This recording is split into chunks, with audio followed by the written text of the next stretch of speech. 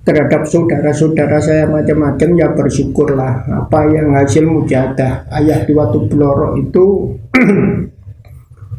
relatif anak-anaknya menjadi manusia yang bermanfaat, kemudian relatif ya hampir semuanya ahli Quran, ya termasuk saya yang dablek tidak ahli Quran. Tapi khusus kepada saya dipesan kon wis gak iso maca Quran. Kon kudu ndelek bojo sing apal Quran. Itu pesan kepada saya. Makanya saya kesana kemari itu dulu karena saya seorang aktivis, ya banyak yang ingin mengambil menantu macam-macam. Saya cari orang yang hafal Al-Quran. Ya alhamdulillah saya nikah dengan ahli Quran. Sampai hari ini pun saya tidak dikasih surat nikah. Karena nakal itu tadi. Saya kenal, kemudian saya nikah, dinikahkan KUA, ndak ada apa itu suruh baca talak taktik, saya nggak mau, suruhin nggak, pokoknya saya nikah gitu. Akhirnya sama KUA-nya, dan nanti surat nikahnya diambil di KUA, ndak saya ambil. Ya saya kan bagian dari sedikit orang kata Pak Harto cerdas tadi. Kalau ada kegiatan buku nikah istri saya fotokopi sehingga administrasi kemana-mana tetap terpenuhi.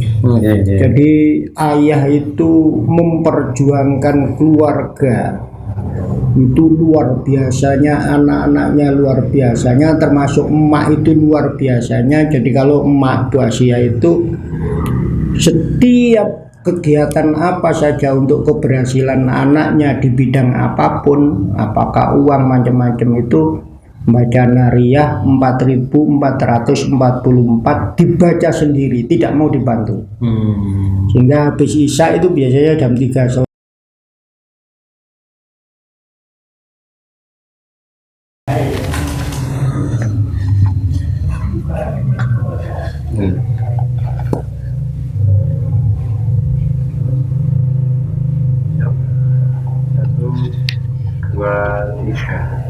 Assalamualaikum warahmatullahi wabarakatuh. Waalaikumsalam warahmatullahi wabarakatuh. Sahabat TV NU Mojokerto yang berbahagia, alhamdulillah kali ini kita kedatangan dua orang tamu yang sangat hebat. Beliaunya adalah putra dari Kiai Nurul Kholis. Kali ini kita akan membahas tentang sosok Kiai Nurul Kholis itu seperti apa, pada zaman seperti dulu itu kayak apa dakwahnya, dan bagaimana spirit itu bisa kita tularkan ya kepada masyarakat kontemporer saat ini. Telah hadir Pak Dr. Muhsinin dan Abah Amin. Nah, berbicara tentang Kiai Nurul Kholis ini, beliau adalah sosok yang multitalenta. Saya ini aslinya Ngimbang Lamongan, di daerah yang nun jauh dari desa di sini, di Klinterjo ini. Beliau juga berdakwah ke kampung saya, di desa saya sana itu, sambil bawa sepeda motor, kadang jalan gitu, kadang jalan sampai ke rumah saya karena jalannya itu sangat rusak sekali. Nah, beliaunya bisa hadir setiap bulan ke sana. Nah, ternyata ketika saya di Mojokerto ini, ternyata ketika saya diminta oleh Pak Muhsinin ini untuk meneliti tentang beliaunya, ternyata begitu hebat dan sangat luar biasa. Dalam sepekan, dalam satu bulan itu bisa menghadiri sekitar 90 majelis taklim. Itu keliling terus menerus. Nah, lebih jauh tentang siapakah beliau Kiai Nurul Kholis ini, bagaimana dan bagaimananya, nanti kita akan wawancara dengan beliau berdua. Untuk yang pertama, kita akan bertanya kepada Pak Muhsinin tentang siapa sosok Kiai Nurul Kholis itu. Monggo Pak, bagaimana ceritanya beliau itu, asal muasalnya bagaimana kok menjadi seorang tokoh yang luar biasa. Terima kasih. Assalamualaikum warahmatullahi wabarakatuh. Kiai Nurul Kholis memang dari kecil itu putra desa di daerah Uduk Sidoarjo, atau kalau kita ke Somongbito dekat stasiun Turamalang, itu ke utara sedikit. Nah, di situ sebenarnya beliau kecil, ya.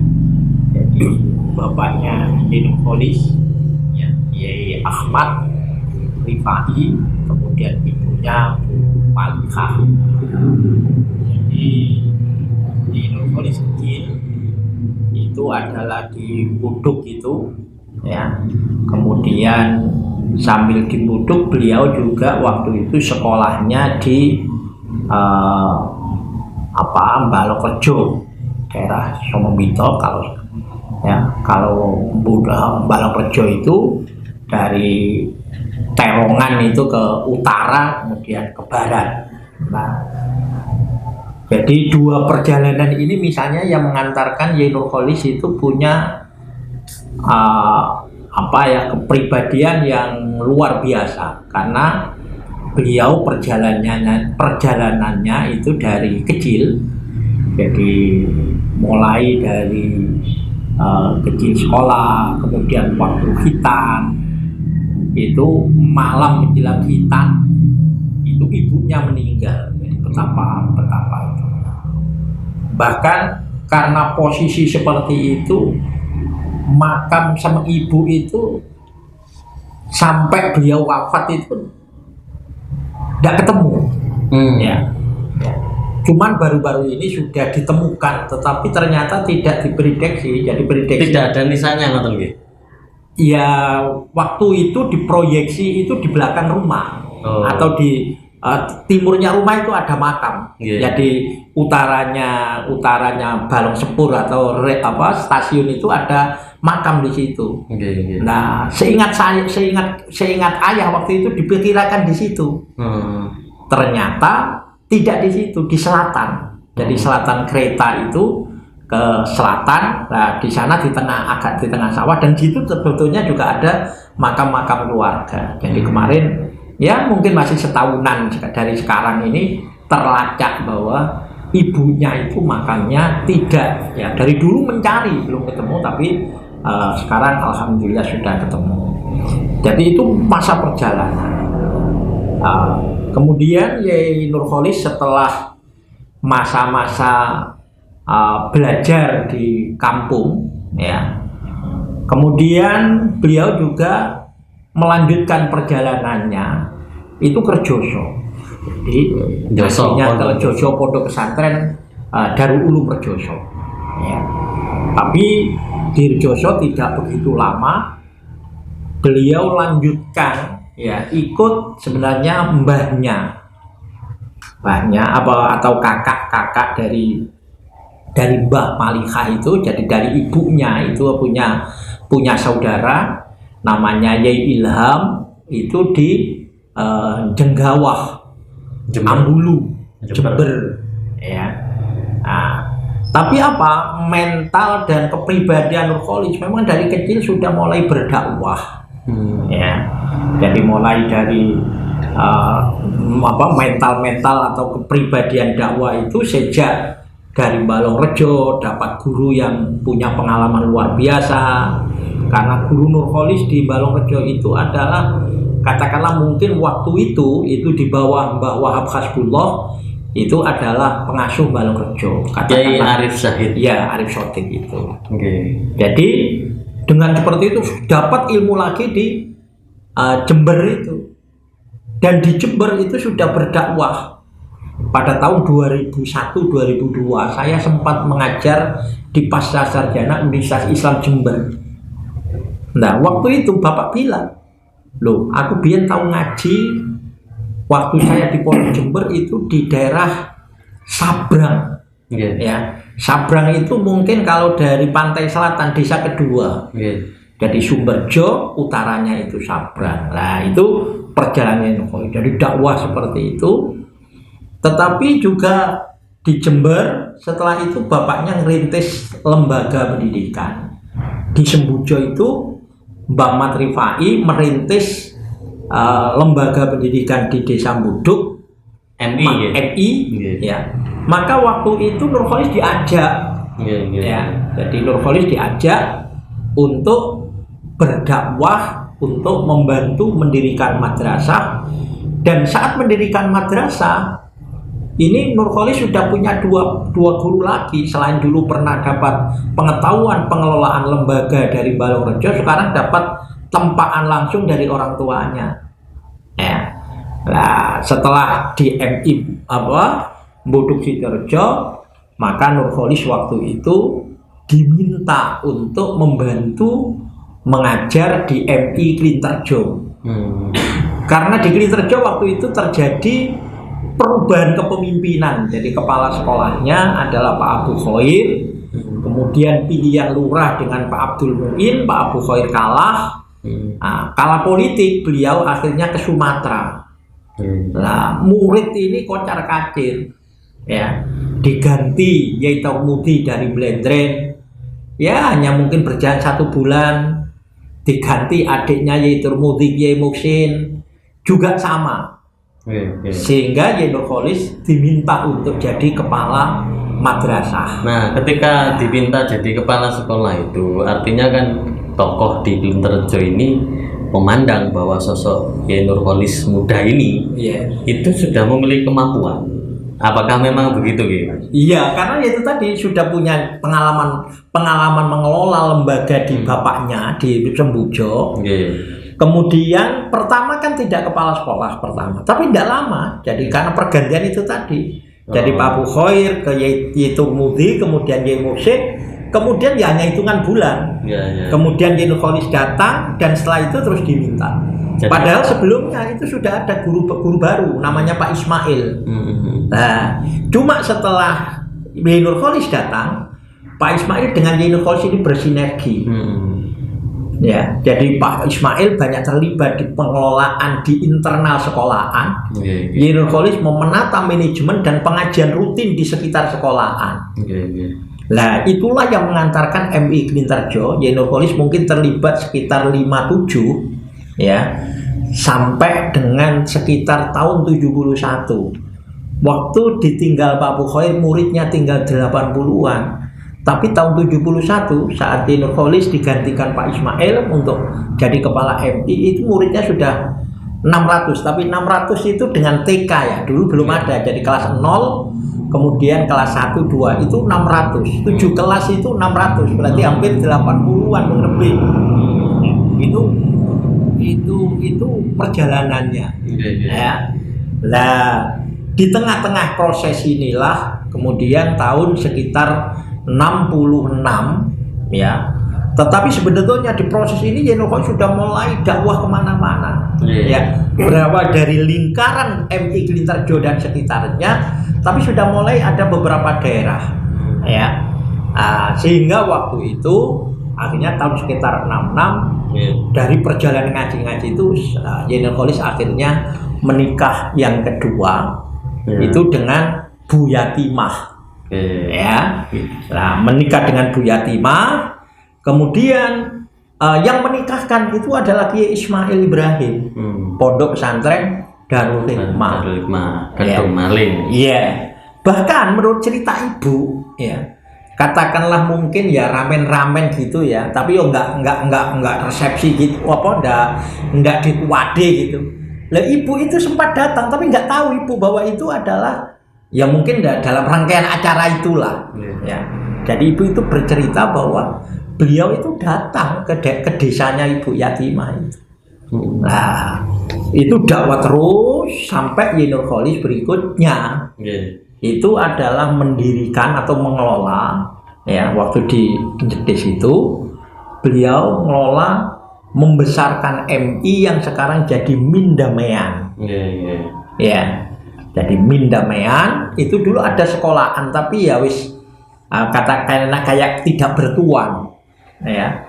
Tetapi dengan kepiawaian Yai Nurkholis mengelola itu, ya, sebagaimana pengakuan Pak Santoso, ya, di belakang masjid situ waktu kita kunjungi, beliau mengatakan, ya, dengan kepawian, dengan ketelatenan Yai Nurkholis, akhirnya MI itu menjadi MI yang lebih besar. Oke, ini terus berikutnya nih ngeten.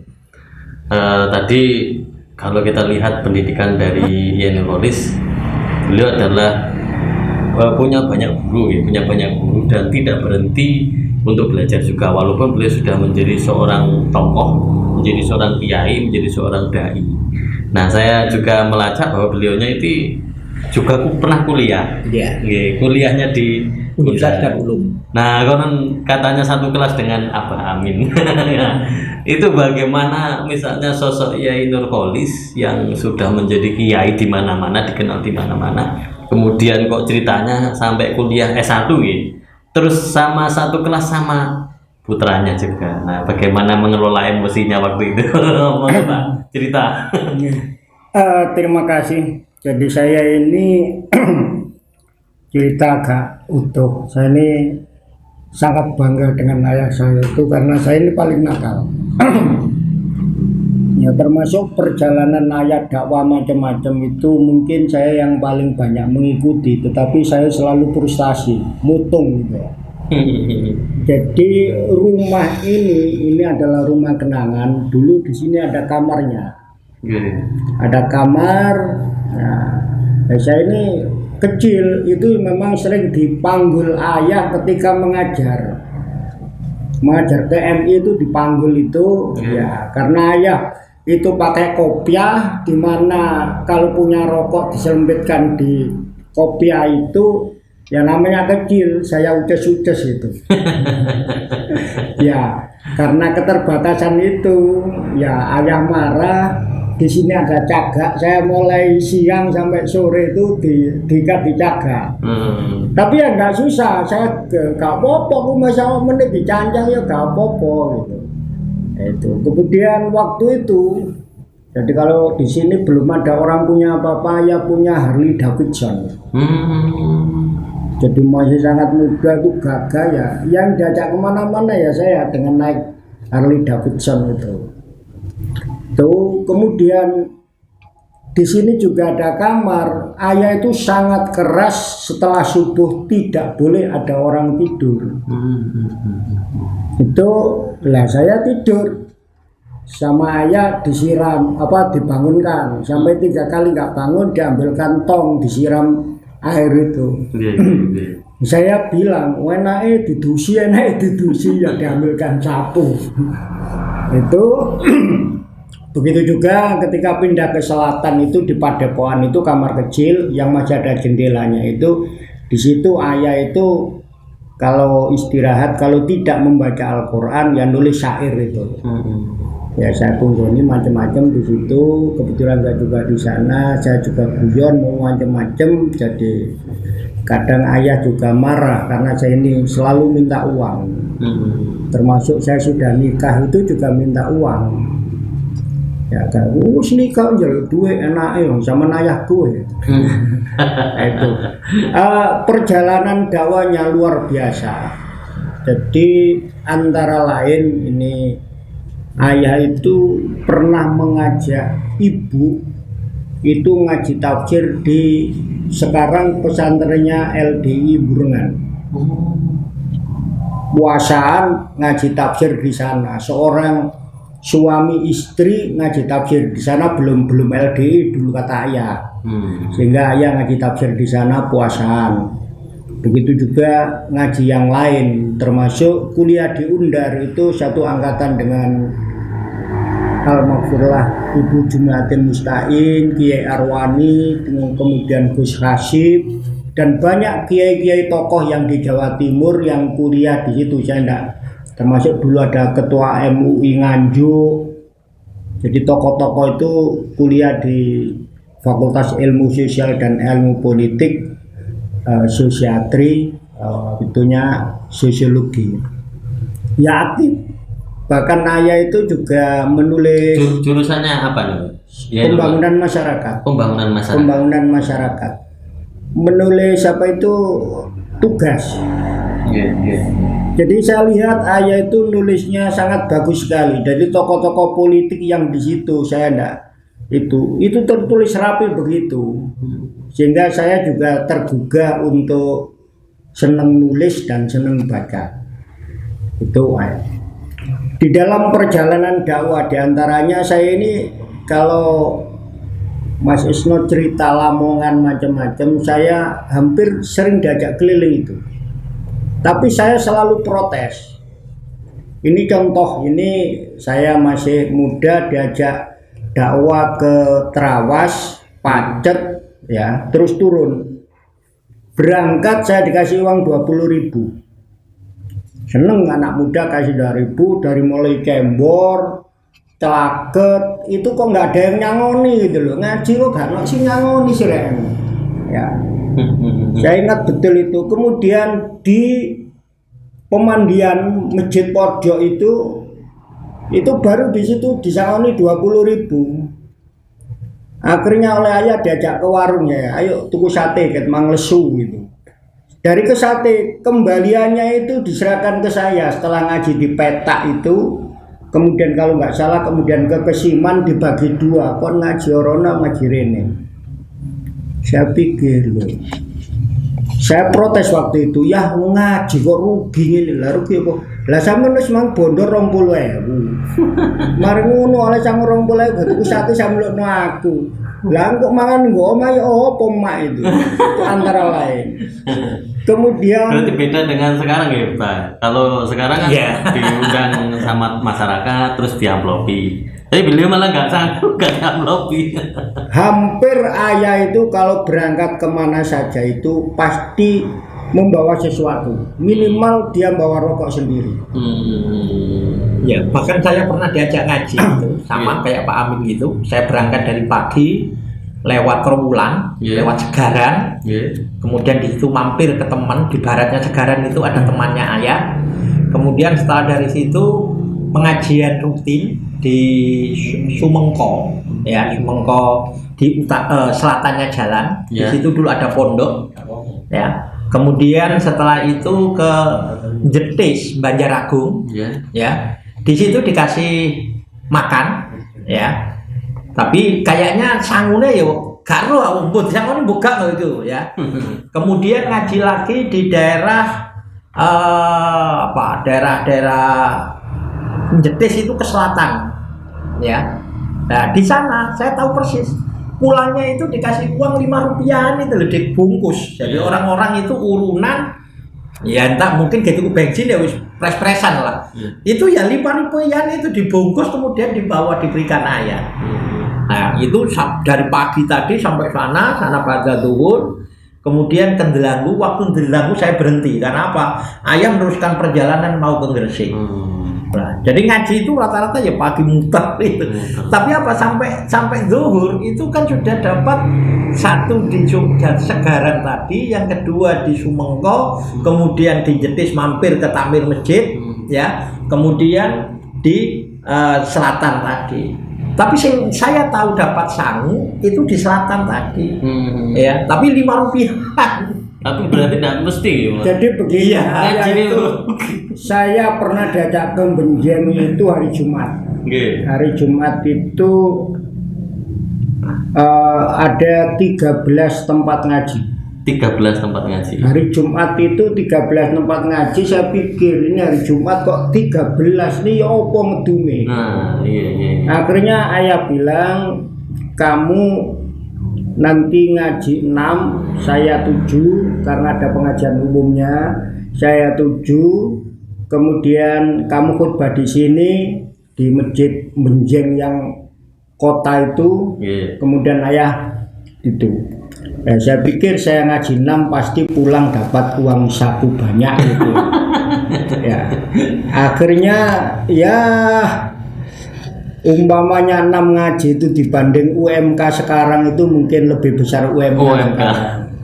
Ya, untungnya saya khutbah di Masjid Benjeng itu saya juga kaget karena budaya di Benjeng waktu itu hampir seluruh peserta Jumatan itu pakai baju putih, kalau bisa jubahan pakai kopiah haji. Lah saya pakai biasa, ya agak kecil hati, tapi bersyukur ya kata orang sana dianggap juga menarik, sehingga ada orang yang takmir nyangoni itu, kemudian ada orang nambahi sangu gitu. Itu antara lain. Kemudian saya juga ke Lamongan. Ke Lamongan itu yang saya sampai sekarang ingat betul. saya kan tidak tahu itu rumahnya siapa, pengajian umum gitu. Saya diminta ngaji. Saya diminta ngaji sama ayah, nanti saya yang terakhir. Saya ngaji itu lupa. Saya masih ingat menerangkan alif lam mim dzalikal kitabul la raiba fihi hudal lil muttaqin, itu turunnya nggak bisa. Saya pikir selama nggak bisa. Akhirnya ya karena nggak bisa meneruskan, kemudian diganti ayat. Katanya ayat guyon itu niku lare nom saiki ngaji gak iso tapi melete gitu. Melete ini kok yo zaman sepuro nggih anak kula gitu. Nah, tapi ayah saya itu kepada anaknya, mungkin juga yang lain, itu ngaji itu penting. Jadi dulu itu anak-anaknya diajarkan sendiri oleh ayah kitab-kitab kecil. Sulam macam-macam itu, termasuk yang ditulis itu hasil kajian beliau mengajar, meskipun enggak inilah. Saya ini kan nggak ngerti gitu. Jadi saya mondok itu kecil dipondokkan ya. Setelah tamat sanawiyah saya pulang. Sama ayah diberikan kitab, suruh baca. Saya guyon lu ya, saya mondok kan nggak suruh ngaji. Lu kok nggak suruh ngaji? Iya, wong ayah itu setiap nyambangi iki gawe mangan gitu. Loh, lah kon ya selama ini saya mondok di sana nggak pernah ngaji gitu. Nggak pernah ngaji. Akhirnya waduh, dari itu saya dibelikan kitab, baru mulai ngaji. Ternyata saya ini dianggap oleh Pak Harto anak pintar, anak nakal yang pintar, sehingga harus masuk penjara. Ya. Pada masa Orde Baru nih. Iya, tetapi Pak Harto sangat baik dengan saya. Setelah saya di penjara, saya disekolahkan. Gara-gara nopo jenengan itu di penjara? Yes, pokoknya anak nakal lah. Jadi kalau dibuka sini demo ya. Ya anak nakal yang pinter kata Pak Harto. Karena guru saya Al-Maghfur Laki Mustain langsung menghadap Pak Harto. Ini murid saya. Oh ya, itu anak nakal yang pinter. Ini dihukum sekian nanti. Jadi saya itu kalau diomongi sama ahli hukum itu dihukum 20 tahun seumur hidup macam-macam, tapi Pak Harto sudah menyebutkan 6 bulan. Ternyata sidang beberapa kali, ada 8 kali sidang itu ya 6 bulan. Itu ternyata jadi tahun 71 itu bapak saya juga ditahan karena menjadi jurkam partai NU sehingga ditahan di Gresik. Agak lama itu, seminggu kalau nggak salah. Dan yang kedua, ibu saya itu kalau malam ngaji bawa kubung ke desa Besuk itu, karena ngaji itu zaman itu nggak tahu gimana itu juga ditahan di Polsek Merangkal. Pernah ditahan juga? Iya, jadi kalau saya ditahan agak lama itu ya mungkin memperpanjang tahanan ibu sama ayah itu. Itu jadi ya berarti urusannya juga dengan politik ya. Kalau dulu Golkar, kemudian ngaji, kalau itu ngaji kan itu hanya ngaji. Kadang-kadang kan kalau saya waktu itu kalau saya ngaji kan agak saya pertegas. Begitu saya pernah ngaji itu disemprit polisi 3 kali, malah saya pertegas. Saya pertegas dengan topik yang itu semakin apa yang saya sampaikan itu. Itu jadi ayat itu ya bagi pribadi saya itu betul-betul kepada anak itu mendoakan anak. Itu luar biasa. Ini bahkan ada sejarah, ini cerita ke saya. Saya ngaji mulai pagi, pulang sekitar jam 1:30 malam. Pakai sepeda pancal mas itu. Ke Ndawar Blandong. Gelap ya malah dulu. Ya, kalau dulu kan awal-awal ayah itu ngaji ke Ndawar, ke Pacet, kemana-mana itu pakai sepeda pancal. Yang gonceng Pak Nur Salim sama Wak Kasan. Ada 2 orang yang membonceng ke sana kemari, itu 2 orang itu. Ya, suatu saat ayah itu berangkat sendiri. Ya kadang-kadang ceritanya itu dipikul macam-macam. Biasanya kalau tidak disangoni uang itu biasanya itu ada yang nyangoni jagung, kaspe, macam-macam itu. Nah ini untuk masalah ini Ki, tadi kan Yai Nur Kholis menjadi kepala sekolah. Iya. Setelah menjadi kepala sekolah, beliau menikah Ki. Menikah dengan Nyai Malikah, Nyai Asia. Iya. Itu muridnya Ki. Iya. Muridnya. Terus punya anak berapa nih jumlahnya? 10. Wafat 3. 10. Wafat 3. Yang paling sepuh sinten? Pak Kiai Islahuddin. Oh ya Islahuddin. Iya. Tapi waktu itu lucu. Jadi di lulusan MI kalau cerita ibu itu 2 orang. Yeah. Jadi MI kelas 6 waktu itu ibu dengan Bu Mas Uda. Yeah. Bu Mas Uda itu keluarga Mlendren, masih keluarga juga. Iya. Tapi apa? Yang satu dinikah gurunya Yai Nur Kholis, yang satu dinikah guru yang lain, Pak Ismail. Ya. Oh, yang Genuk Watu nih. Iya. Jadi itu 2 murid tapi diambil gurunya. Kedua-duanya. Iya. Dan akrab betul. Jadi Pak Ismail itu membesarkan sampai saya juga sampai sampai beliau wafat itu keluarga saya dengan keluarga Pak Ismail, anak-anaknya itu relatif akrab. Awal dari Yai Nur Kholis itu seperti apa nih menurut Pak Muslimin? Jadi begini ya. Jadi kalau saya lihat begini, semua dakwah yang dijalankan itu karena ya maaf punya mindset, punya pengalaman yang lumayan, punya guru-guru yang luar biasa, sehingga kayaknya dakwah Bapak itu relatif yang pertama, misalnya materi dakwah itu terkonstruk, tertata rapi, ya. Bahkan di spasi tertentu dakwah ayah itu adalah sudah mulai nulis makalah, ya mungkin setelah beliau kuliah tahun 80-an.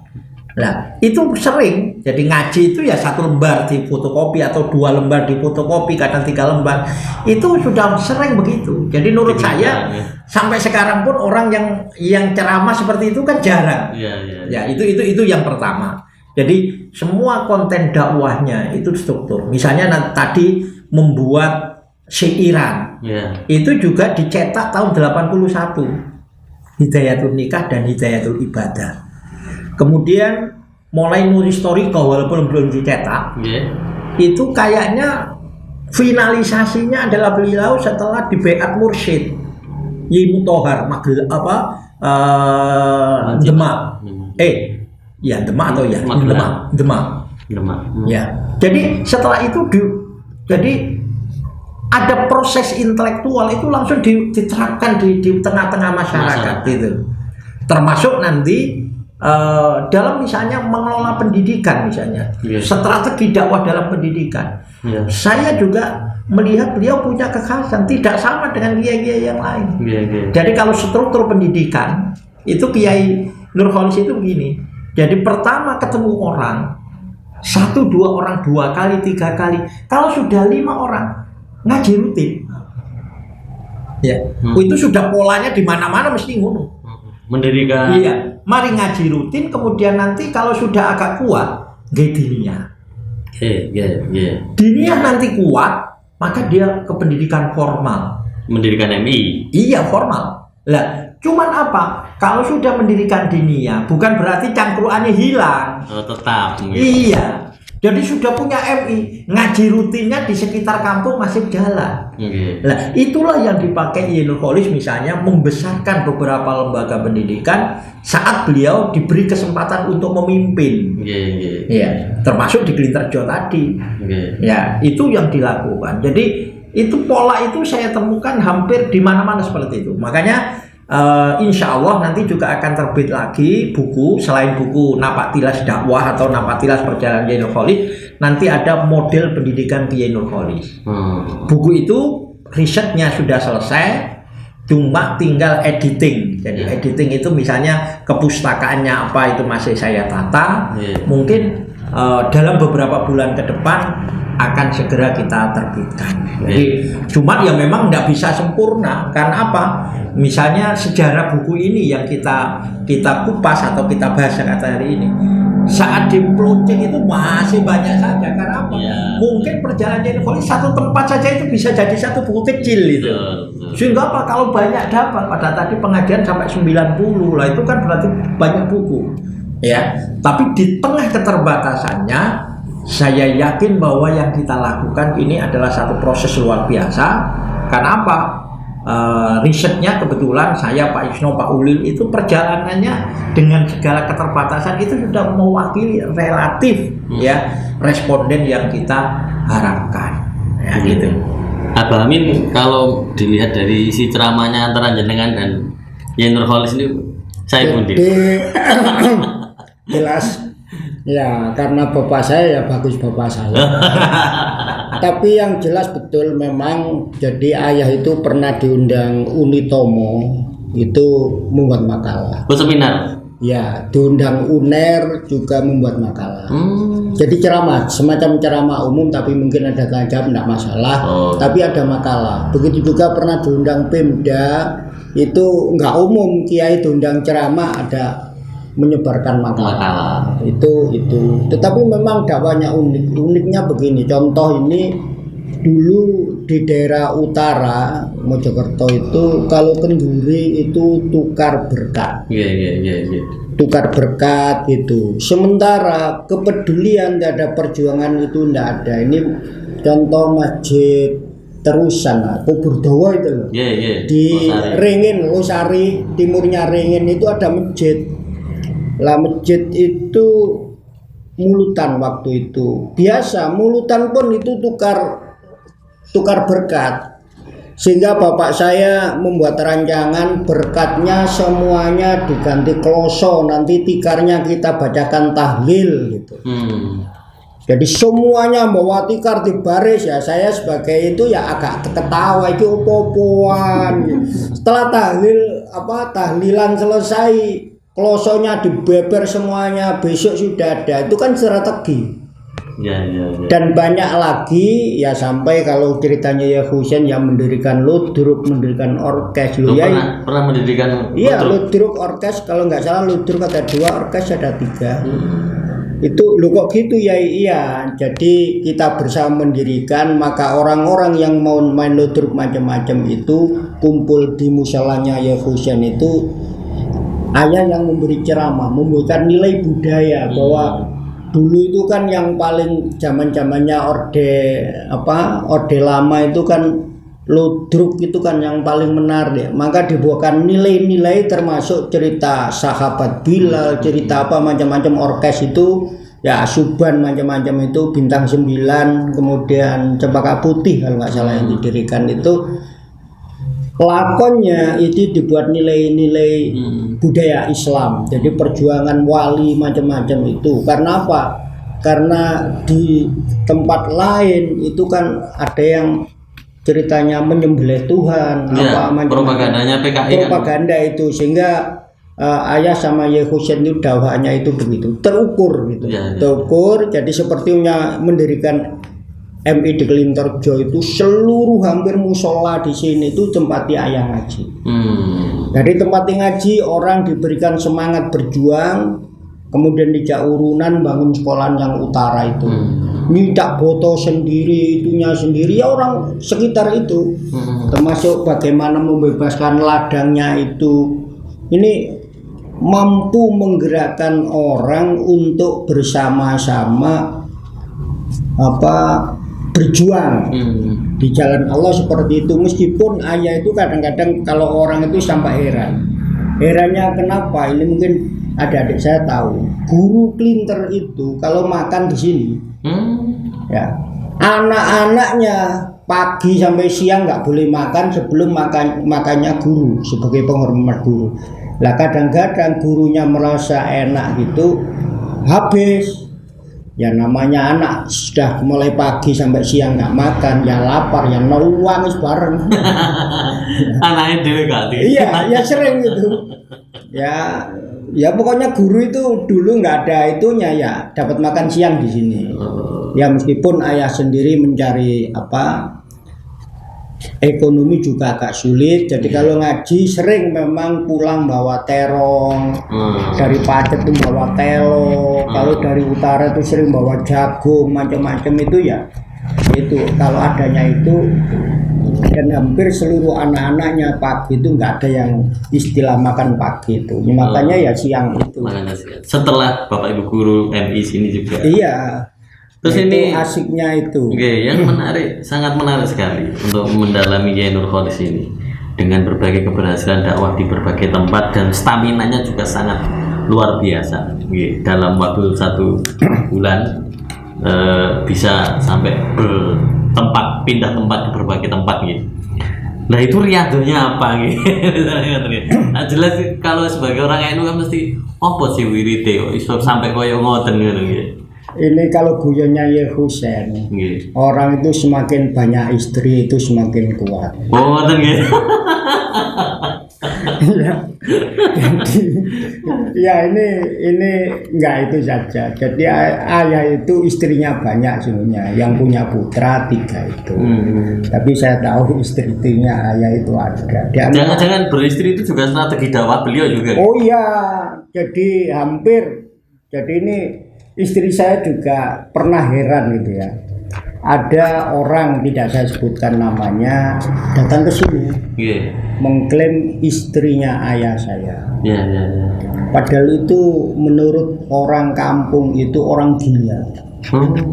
Orang gila memang cantik sekali, gila, cantik itu ya strategi untuk supaya orang tidak menganggap orang gila itu dinikahi ayah.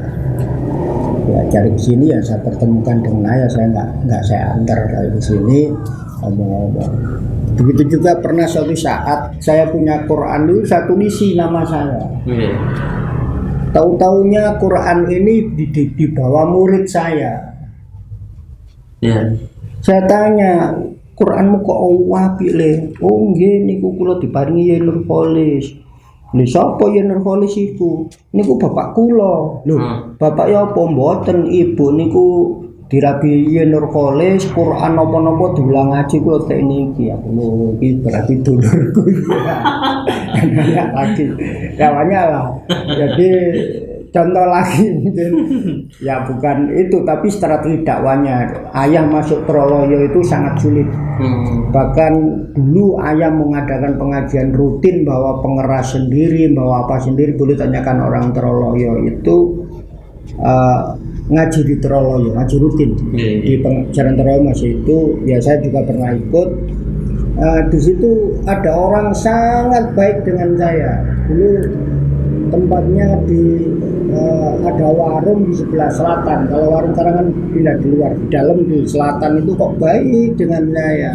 Tahu-taunya ada cerita, aku ibumu.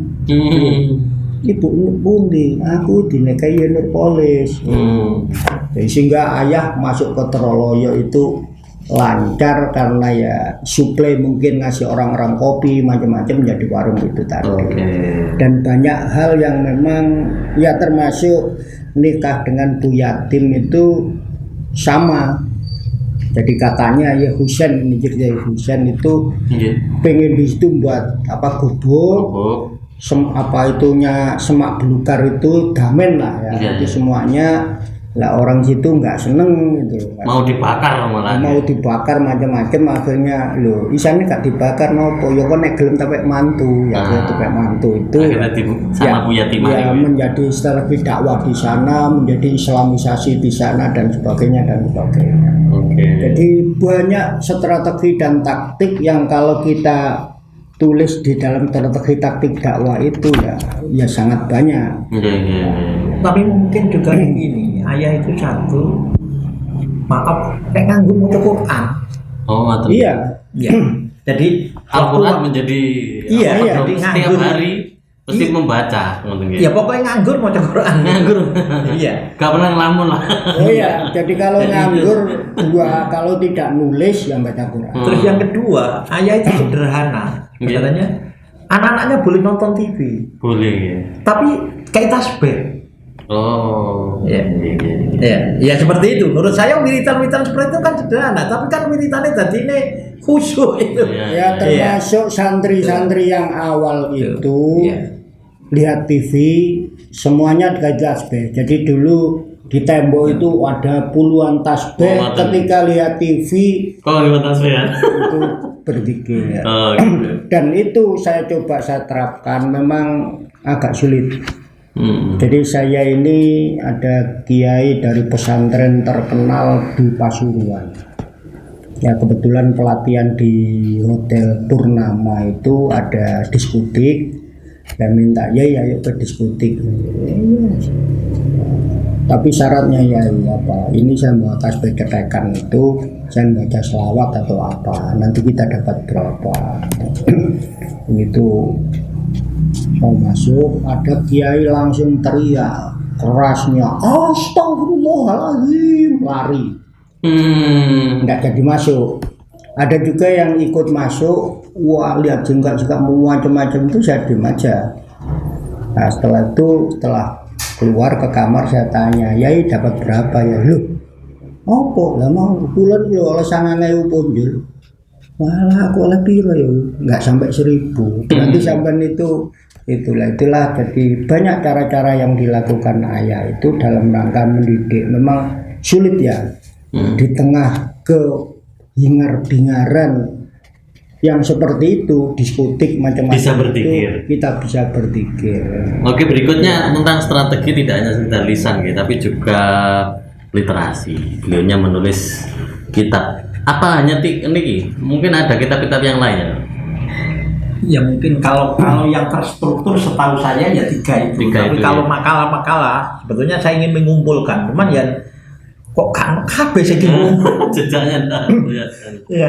Jadi saja ngaji AIU itu sudah pernah ditulis 2-3 lembar itu.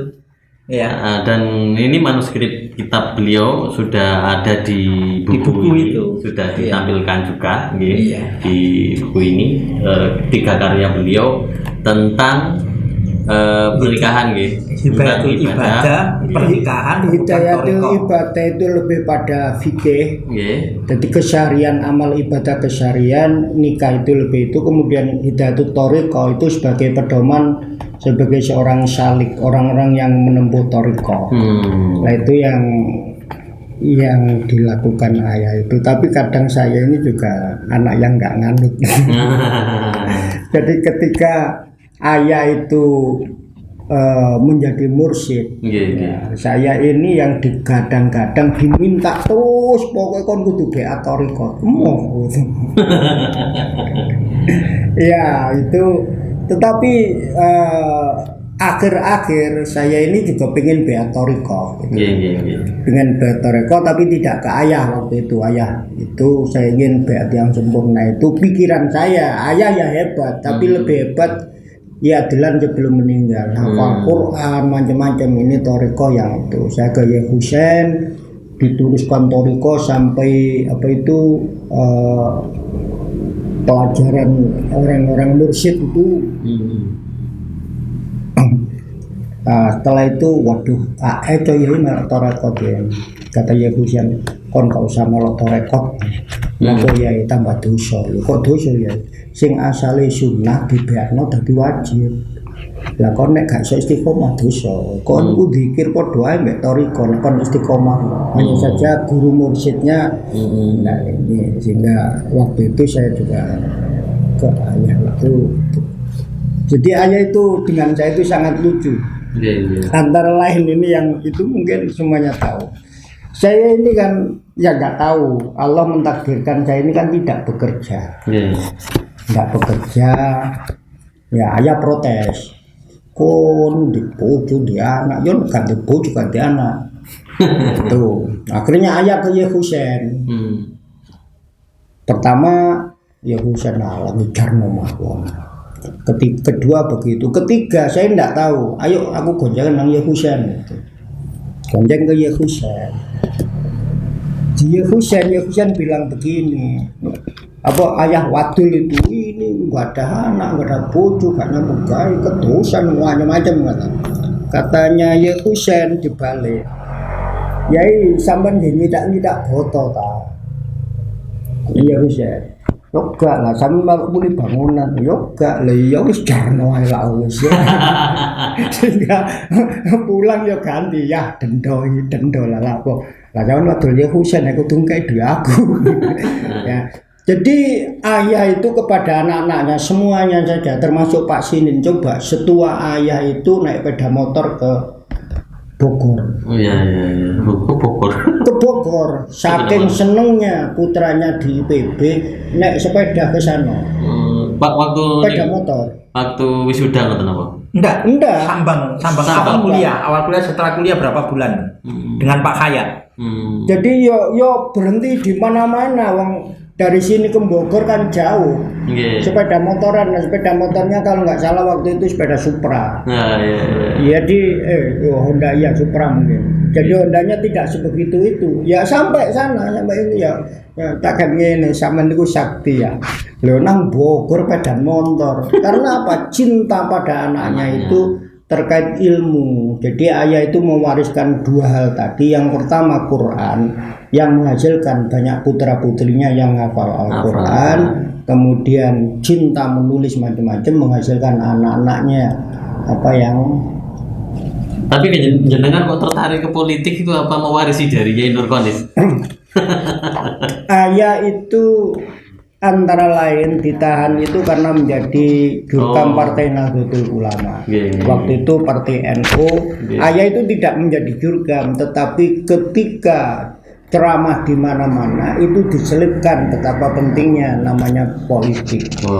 Karena apa? Dulu saya masih ke Yetain itu bilang begini, kalau umat Islam itu tidak ke politik, ya kekuasaan bisa jadi bahkan jelas itu di berbagai kesempatan, bukannya satu kesempatan, bisa jadi orang sholat itu dijaga tentara, tidak boleh sholat, bila perlu dipedili nek sholat.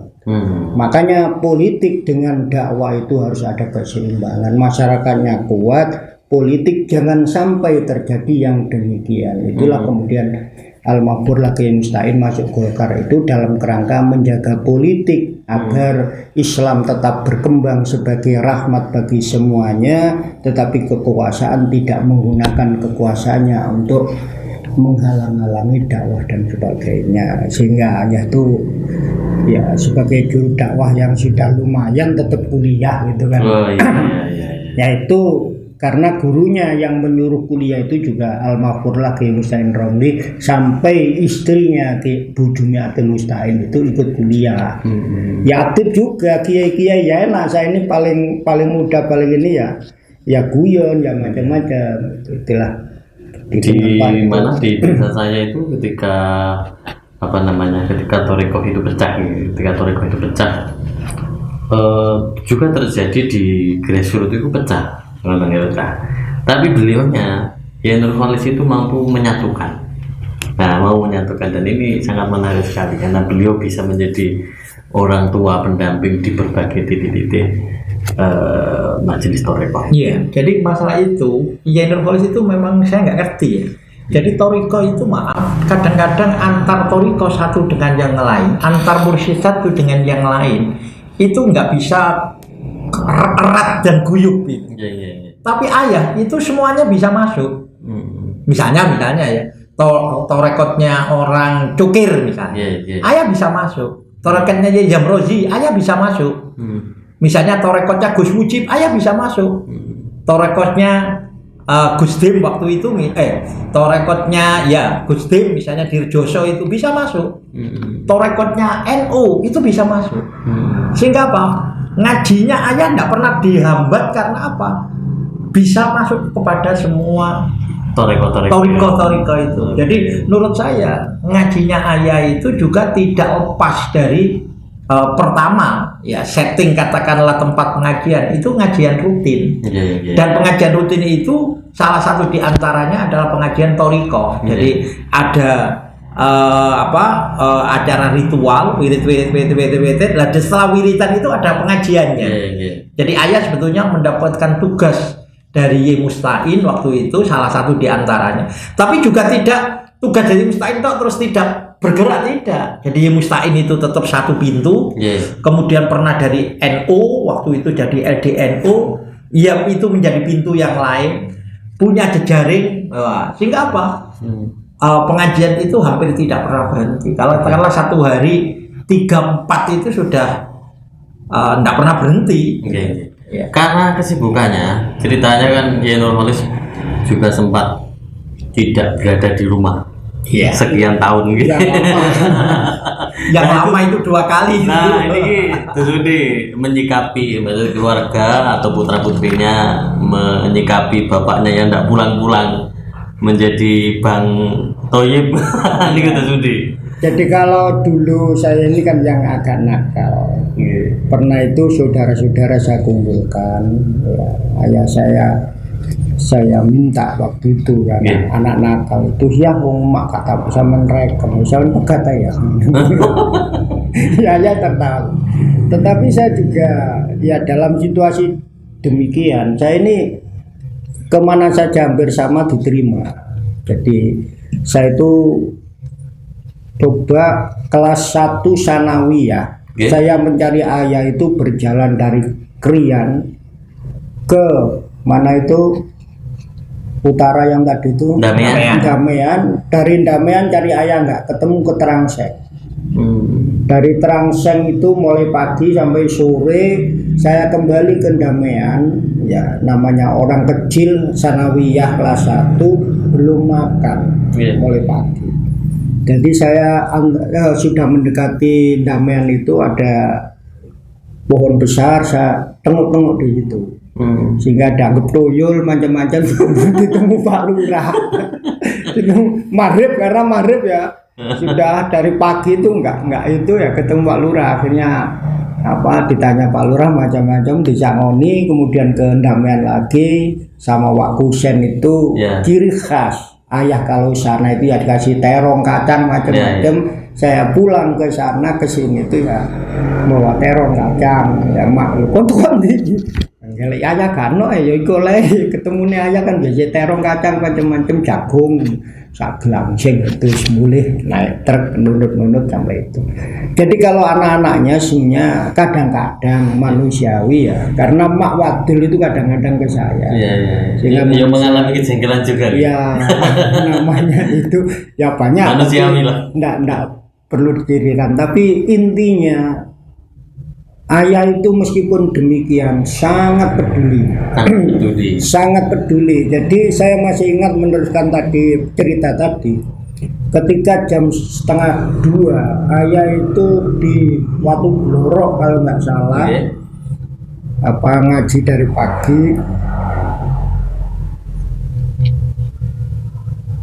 Mujadah sih. Enggak.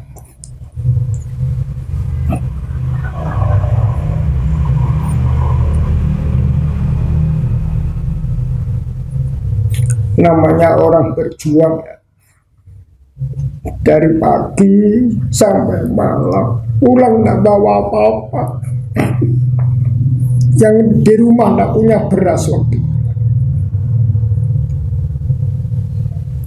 Akhirnya ayah didatangi oleh seorang, ditanya minta apa, dunia seisinya akan saya berikan, minta apa saja sebagai balasan teman berjuang di jalan Allah.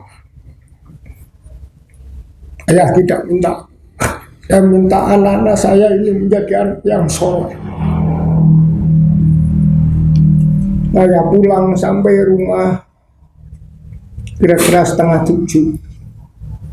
Bersyukur hari itu juga ada orang yang memberi beras, sehingga ayah pulang itu kaget, takut, karena diharap minimal bawa beras. Ayah tidak bawa apa-apa, takut, ya setengah tidak berani masuk. Tapi ternyata di rumah sudah ada nasi dan apa dan sebagainya. Itulah pertemuan emak dan ayah itu sangat mengharukan, menangis. Ternyata Allah itu maha segalanya. Dan itulah kemudian saya renungkan terhadap saudara-saudara saya macam-macam, ya bersyukurlah apa yang hasil mujahadah ayah di Watu Blorok itu relatif anak-anaknya menjadi manusia yang bermanfaat, kemudian relatif ya hampir semuanya ahli Quran, ya termasuk saya yang dablek tidak ahli Quran. Tapi khusus kepada saya dipesan kon wis gak iso maca Quran.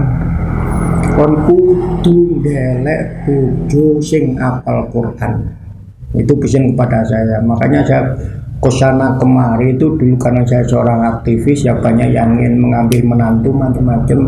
Saya cari orang yang hafal Al-Quran. Ya alhamdulillah saya nikah dengan ahli Quran. Sampai hari ini pun saya tidak dikasih surat nikah. Karena nakal itu tadi. Saya kenal kemudian saya nikah, dinikahkan KUA, ndak ada apa itu suruh baca talak taktik, saya nggak mau, suruhin nggak, pokoknya saya nikah itu. Akhirnya sama KUA-nya dan nanti surat nikahnya diambil di KUA, nggak saya ambil. Ya saya kan bagian dari sedikit orang kata Pak Harto cerdas tadi. Kalau ada kegiatan buku nikah istri saya fotokopi sehingga administrasi kemana-mana tetap terpenuhi. Jadi ayah itu memperjuangkan keluarga itu luar biasanya, anak-anaknya luar biasanya, termasuk emak itu luar biasanya. Jadi kalau emak Bu Asia itu setiap kegiatan apa saja untuk keberhasilan anaknya di bidang apapun, apakah uang macam-macam itu, baca Nariyah 4444 dibaca sendiri, tidak mau dibantu. Sehingga habis Isya itu biasanya jam 3 selesai gitu.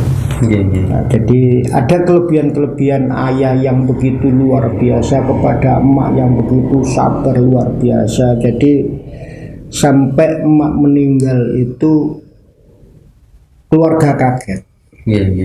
Jadi emak itu punya kebiasaan kalau pagi itu pertama ke rumah saya sini, yang dilihat dapur beras. Kalau nggak ada beras, mak pulang sudah bawa kresek.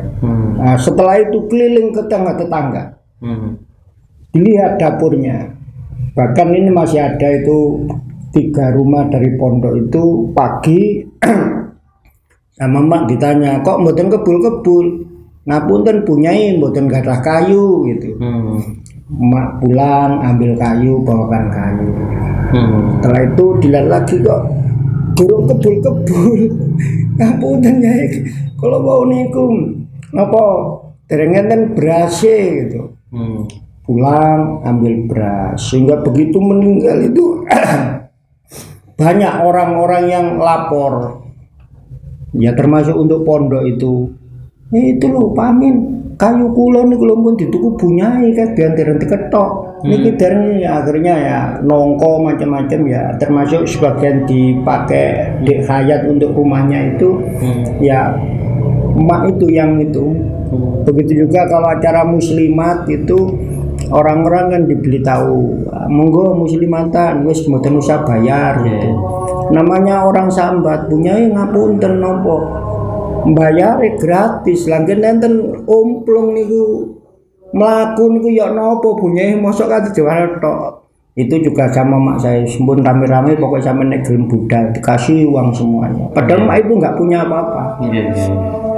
Ini terakhir tentang wafatnya Yai Nurholis itu bagaimana ceritanya?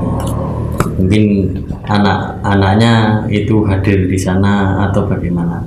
Waktu itu tanggal 15, jadi ada khol Jamul Jawame di Pondok Darul Hikmah. Di akhir hayat beliau hampir seluruh kalau khol itu mesti yai disuruh berdoa oleh keluarga Darul Hikmah.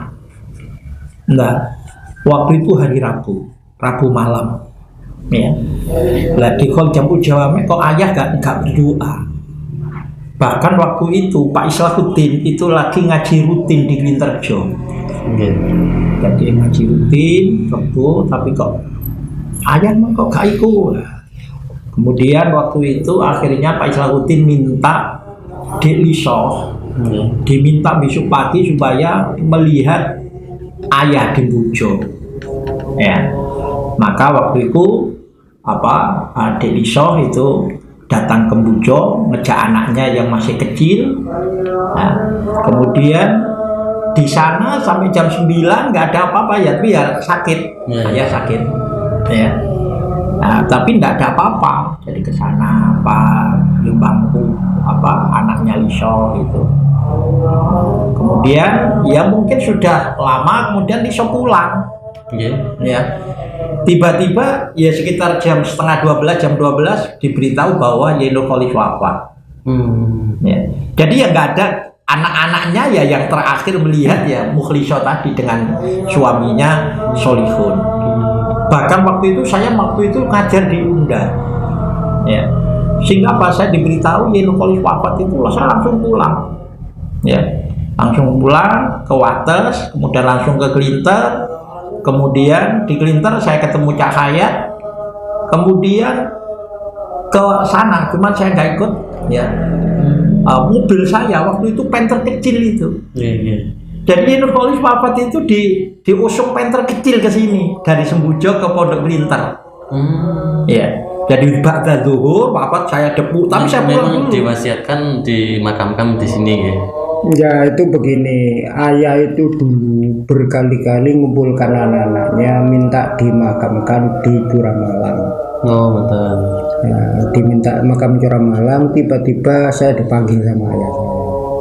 Min, aku engko nek mati kandhane dulurmu, aku jejer ngomongmu.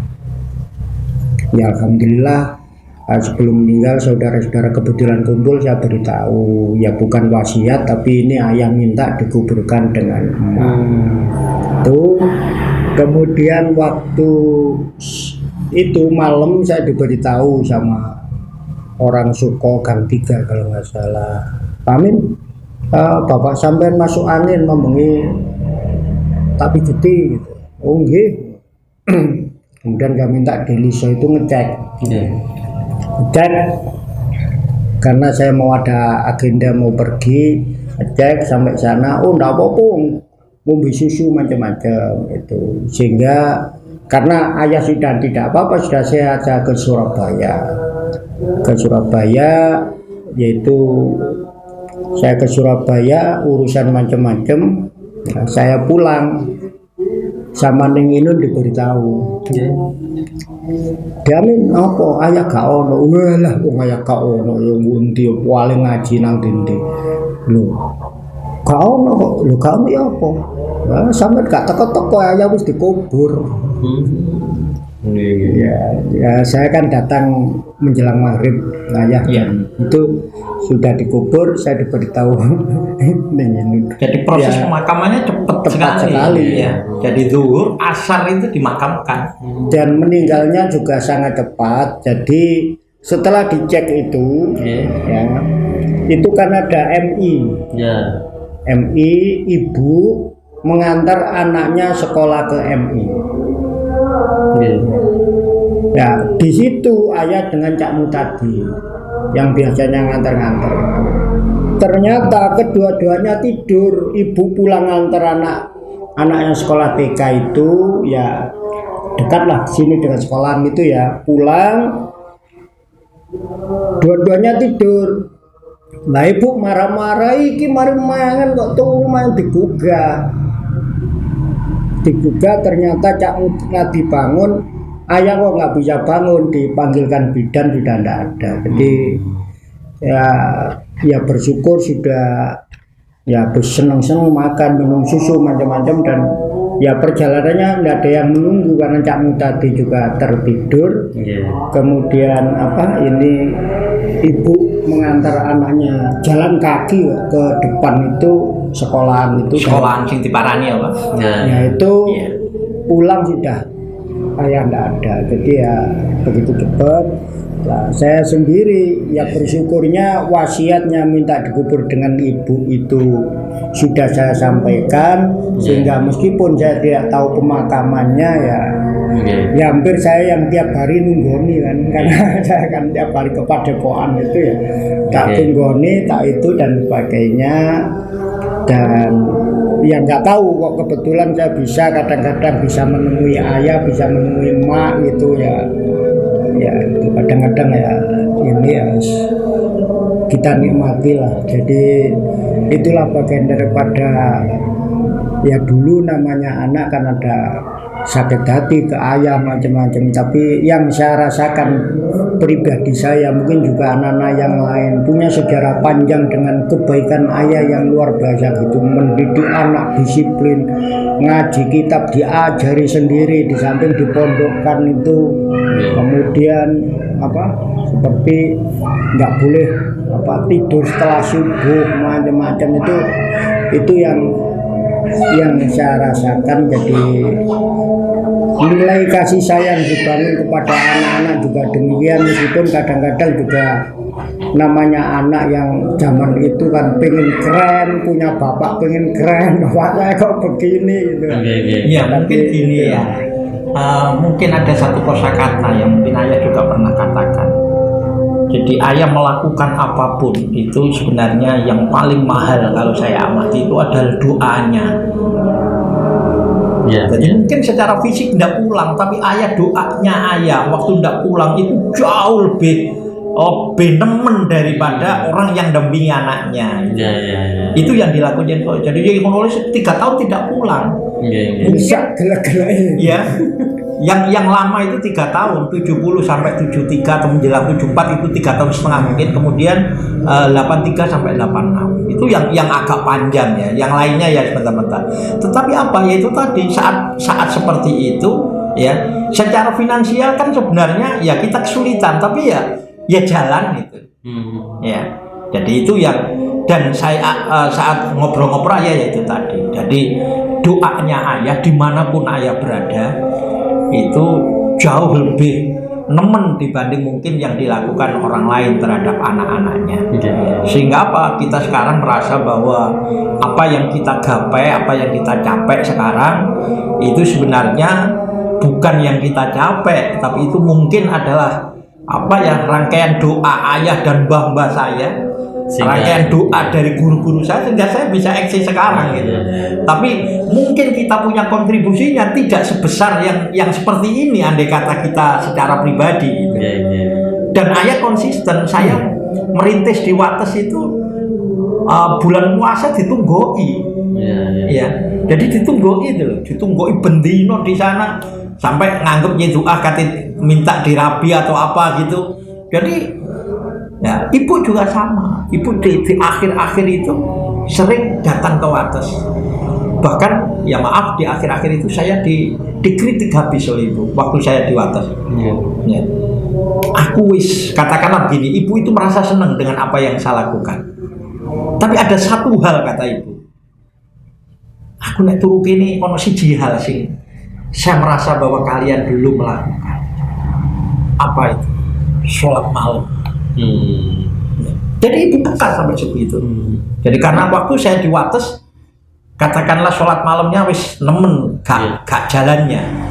Ya. Akhirnya apa? Setelah saya pindah ke Beran, peradaban yang dulu dipesankan orang tua ini kita coba bangkit, kita coba tata kembali, dan alhamdulillah dampaknya ya mungkin anak santri itu agak tata gitu. Jadi kalau dulu ya ada santri paling 10-15, tapi sekarang sudah di atas 20, terus anak lebih ya. Walaupun masih banyak hal yang belum kita lakukan, tapi dengan mengikuti apa yang dikatakan orang tua itu luar biasa. Membicarakan tentang doa tadi saya nambah, ayah itu setiap pertemuan keluarga itu berbagi doa, difotokopi gitu. Ya namanya mungkin juga anaknya termasuk saya itu nggak begitu ngereken karena seringnya banyak ayah memberi doa macam-macam ya. Ternyata doa-doa itu karena kadang dibaca ya Husain, saya tanyakan itu wah luar biasa itu. Tapi mungkin anak-anaknya nggak tahu apakah ada yang menyimpan apa tidak. Tapi ada juga orang kampung kemarin cerita katanya doa-doa yang pernah dibagikan ayah itu dia punya. Nanti saya cari ya. Saya juga aku nanti mau coro Jawa karena banyak doa mau macam-macam itu yang dibacakan ayah sampai ayah guyon ya. Guyonnya itu ayah itu kan perokok berat. rokok berat. Saya tanya, sama rokokan gak tau ndek duwe rokok. Dia guyon niku ono hizib rokok iku. Mulane aku rokok gak tau telat tak waca hizib rokok oleh terus. Ya guyonnya itu. Ya doanya ya, jadi insyaallah nanti kalau itu ya kita carilah doa-doa yang pernah disebarkan ayah. Sering hampir setiap pertemuan dengan anak-anaknya itu mencetak doa ya macam-macam itu. Tapi ya karena semuanya sudah berdoa mungkin wis gak sampai ngereken gitu. Ya, membicarakan tentang Kiai Nurholis tidak ada habis-habisnya. Tafsir yang bisa sangat luas dan kalau misalnya tulis buku juga buahnya berjilid-jilid gitu. Nah, yang ingin mendapatkan tentang cerita tentang Kiai Nurholis dalam bentuk cetak buku ini sudah dicetak 2000 eksemplar, nanti bisa menghubungi langsung ke Pondok Blinterjo atau juga bisa menghubungi ke LTN NU Mojokerto. Sekian matur nuwun perbincangan yang sangat menarik sekali. Terima kasih kepada TVNU dan pada semuanya yang berada di dalam jaringan Ahlussunnah wal Jamaah. Jadi orang-orang Ahlussunnah wal Jamaah mulai para wali dan para pejuang terdahulu itu begitu gigihnya memperjuangkan Islam ala Ahlussunnah wal Jamaah. Ayo kita bareng-bareng dengan cara yang berbeda tetapi satu tujuan, lillahi kalimatillah. Kita bareng-bareng kompak untuk menuju kejayaan Islam ila yaumil qiyamah. Amin. Sekian, assalamualaikum warahmatullahi wabarakatuh. Waalaikumsalam.